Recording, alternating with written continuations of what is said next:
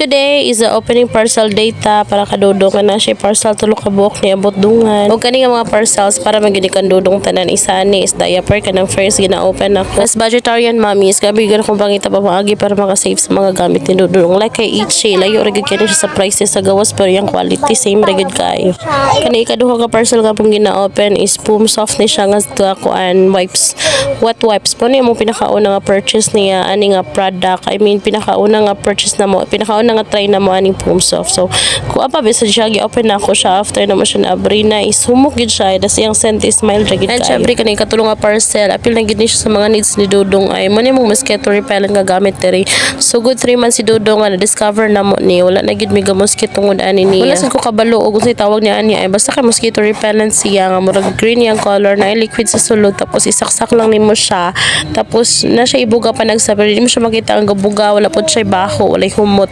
and smokeless tasteless ha lisod sa tilawan ako no pero ana nito smokeless tasteless o ganang odorless ana siya so safe siya sa mga balay nga na ay babies na ay pregnant o kanang na asthma as mama daghan gid makarelate to basta mga ingani bahalog magastuhan ta basta kompleto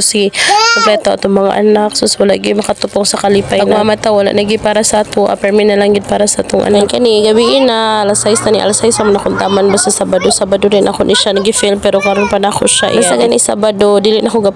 gapalapas og alas 6 nga slot sa akong ina-open sa akong klase alas 6 sa gid siya permi para last class na ako para at least sa isa ka semana makatulog ko ni dudong-dungan duha so Saturday o Sunday so before matulog ako agid na siyang kuan toothbrushan ilisan painom og vitamins na pa siya tambal pero si Tracy na lang manoon to kay gikan taw ning pneumonia ning bataan niya dako ka nigtabang sa kuan ning toothbrush ni kuan oy tiny buds kay mo na yang kalingawag paak silicone type din siya pero high quality gid siya bahalag man jud pricey kay bisag kung saon yung pang grabe kay isog yahang babaan niya ay baba ay may ngipon pero dili gid madutlan ning silicone yung toothbrush to ara klaro ni gid kung gapanggigil ako nang giilisan po day siya ilisan ako na siya diaper daan kay iyang gakagamit nga diaper every night is isa ragi ka na siya mga alas 8 hangtod na siya buntag mga alas 6 dinan ako siya gailisan kay di man sa gatagos tapos kumutagos man ay ako siya ilisan pero kadalasan dugay na kayo wala tagos-tagos gini si Ichi sa iya ha tapos manggod kay kung ako siyang ilisan madisturbo yung tulog tapos ani nasulod yung kuya ni take over man sa among video oy kani nanay si kuya diri gihapon og iyahang kuan yung manghod sa ti Zoe kuya og ate ni Dodo kay kuan man karon Saturday wala pa ilang mama so basta kay wala pa ilang mama diri gid sila magtambay sa among balay kani humanatanan pero grabe gini toothbrush ni tiny basta magid niya buhian mas maayo sa doy kay kung nibitaw na ko ni siya tagaan og kalingawan na magsigi ko anong cellphone di ta kabalo unsay gusto ako kabalo unsay gusto tan-awon basta ka maghilaka ra gid na siya wala pa day ko napalit na dulaan ni Dudong ay bisag isa ka di man ko mainganyo kay feeling bitaw na ko no kay dali ra man subhan ng bata og kuan mga dulaan ani sa karon kay kuan mga bottle sa kutsara tinidor plato basta ka naman yan mga aside sa kabalo ko sumhanon ng mga bata wala pa gid sad ko kuan bay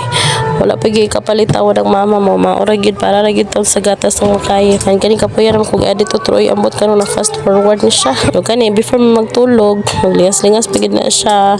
kana o nasyaksiya grabe gid no sa una kay imagine ako manangingani bay ako ang gakasya kanong nay anino pero karon kay naa ko anak ako anay ko anan ko gabantayan ug ang figa cafe ako ga cafe sa una siya nega cafe karon na kana ginataas-taas siyang kamot kay gakasyaksiya kay nganong nay anino nara grabe kay ako kalingawan ni saya hay sige siya hands up